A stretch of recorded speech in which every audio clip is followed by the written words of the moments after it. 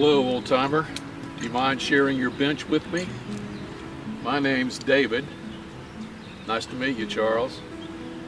Oh, this is a book I've written recently called Some Wounds Don't Bleed.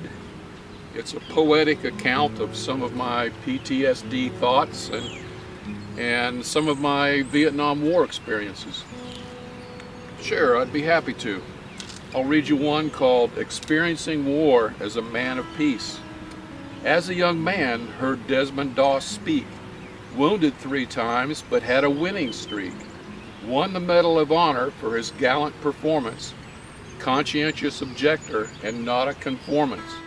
I learned a lot from him about courage and strength. I read his book and listened at length. I couldn't think of a better earthly example. Desmond's life lessons are really quite ample. Later in life, I did poorly in school. Goofed off a lot, acted a fool. I made poor grades, but had the knowledge. Drew a low number, was drafted from college.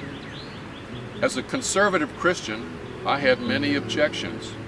The military, weapons, and the war are my recollections. Don't worry, take the white coat, someone said, but the dread of war is what filled my head. Signed in as a conscientious objector, thought that was better than being a defector. Considered Canada, but didn't want a shaded past. Wanted to serve my country when I was asked. I gained lots of respect from day one, just because I wouldn't carry a gun. No one asked for any explaining. I was chosen as leader at basic training. Long plane ride across the sea. What aid could this kid be, with such a violent land to trod, armed only with the Word of God? Being unarmed was okay with me. Can't think of a time when I needed to be. Had my Bible in my shirt and my war angel on red alert. With a team like that, how can one lose? Thou shalt not kill is what I choose. That's the word by which I live. Answered prayers he will give. Most people didn't know I was a CO.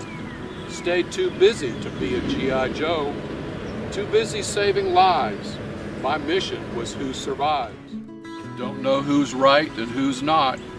God still loves even those who fought.